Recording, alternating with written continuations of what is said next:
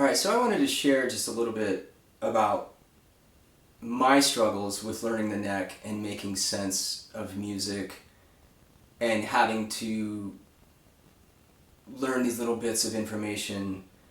That my hope and my goal is that some of my struggles and my pitfalls will help you avoid those things. When I was learning guitar, I started learning really scales. I started learning like the minor pentatonic scale. I learned my open position chords, and then I was reading a lot of tab and trying to figure things out by ear. So visually, I was seeing the neck a lot this way, and not so much based off of chord shapes. And I was also seeing the neck diagonally. And then when I would try to learn somebody's music, a lot of guitar players will mix up major and minor pentatonic. If you only see minor pentatonic, those major notes, you're like, well, why is he doing this? How does this work? How do I know what I can do? And not being able to make sense of what another guitar player or artist is doing can cause a lot of frustration, a lot of unnecessary, creative block in your writing and also your playing. So one of the real saving graces for me was I started playing, professionally when I was 19 in clubs and in other bands, and I started subbing. And I was having to learn music that wasn't my forte, so I was playing, country stuff, pop stuff, reggae, soul, R&B, blues, and I was like having to just deal with what was going on musically, and I started to figure out why it could be piano players and horn players too, because oftentimes the guitar was imitating horn parts in certain styles of music or whatever. So you don't want to be playing with a capo in certain styles of music because it's not always going to sound great, and you don't always want to play full bar chords. So just breaking down a chord shape like we talked about, the C chord shape. Seeing it up here and seeing it off that, here's my C chord shape, here's my bar, I started to connect it to other patterns, especially like the major pentatonic scale.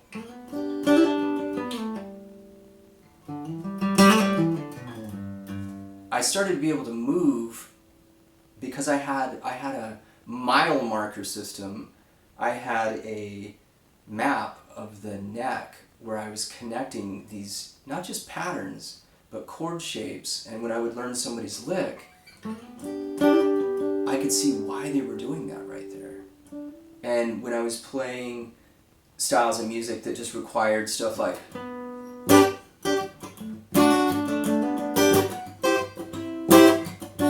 well, if you can see those chord shapes, being able to navigate that with a secondary rhythm part or coming up with an arpeggio thing or playing some licks, it's going to be a lot easier and it'll be more fun, and the neck will make more sense. So I kind of came about it backwards. I'm not saying that the CAGED system is the be-all, end-all, because I just don't believe in buying into any system. I believe in just studying artists and music and seeing what's going on there and making sense of it and picking up tricks, picking up chord progressions, harmonic movement, whatever, from the artists that are creating or the guitar players, and see what's going on, how they're mapping the neck, because people see the neck differently. Not everybody sees, even professional guitar players, you can talk to somebody and say, oh, when you played that thing, what do you like? Well, I was just thinking this, or I had this Freddie King lick in mind and I knew it up here, so I moved it down here. Other times people see chord shapes, other times people see just patterns of like scales, okay? So the CAGED, I wouldn't buy into any system, honestly. Trust the music. But the CAGED system is a wonderful way to organize the fretboard and make sense of things, see the jigsaw puzzle that is the guitar, and start layering. I tell people it's often like a blueprint. If you don't know how to read a blueprint and someone shows you the blueprint of a building with like the elevator, the electrical, the plumbing, like it just looks like a mess. You don't know how to make sense of anything. But if they can peel all that stuff back, and you can just see a foundational thing, like, okay, over here, these walls are going to go here, or the staircases are going to go here, and then start layering things on top of it, that makes way more sense. I think what happens with a lot of guitar players and songwriters is they just get covered up with too much information, and they aren't really shown how to use it. So by going through this course and opening up the way you see the fretboard, starting to see these shapes, they're going to help you tremendously later. And a big one for me was Jimi Hendrix. He's one of my favorite guitar players, but I remember being a teenager and reading tab, and I was like, how can he be here and then here, and why is he doing this, and then why is he doing this? Like, how do you...